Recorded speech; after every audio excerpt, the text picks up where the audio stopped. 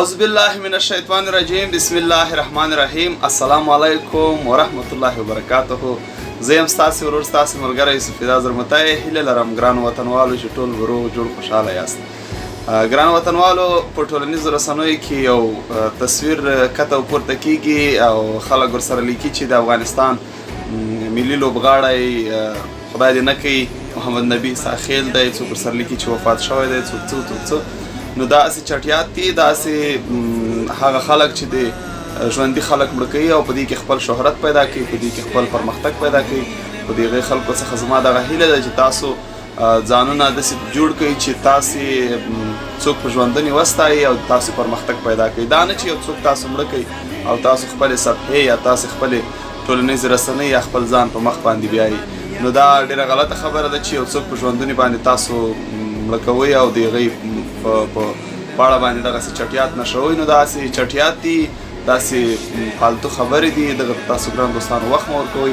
محمد نبي ساخیل د افغانستان د ملي لوبډلې او تکړه الراونډر لوبغاړی دی. هغه اوس مهال په کابل نړیوال لوبغالي کې په تمریناتو باندې بوخت دی، روغ رمټ دی او د شپږیزې لیګ سبا شروع کیږي. د هغې دپاره په تمریناتو باندې بوخت دی او ښه روغ جوړ دی الحمدلله.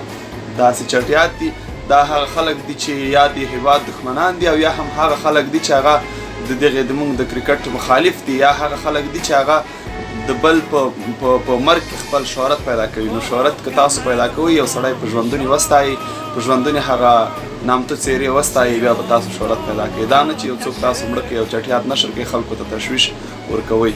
نو زه دغه خلکو ته شرم پکار دی چې دغسې خبرې نشروي یا دغسې معلومات نشروي چې یو څوک خفه کوي یا د یو چا د خفګان سبب ګرځي. نو ټولو هېوادوالو ته دا امید ورکوم چې نبي ساخیل روغ جوړ دی. سبا ته یې په شپږیزه کې لوبه ده او په تمریناتو باندې بوخت دی. خپله یې له شخصي آی ډي څخه پوسټ هم کړی و چې زه روغ رمټ یم، زما په اړه دا کوم خبرونه چې دي داسې عبث دي. ډېره زیاته مننه، ژوندي اوسئ، ویډیو مخ سره شیر کړئ تر څو ټول هېوادوال په دې باندې خبر شي.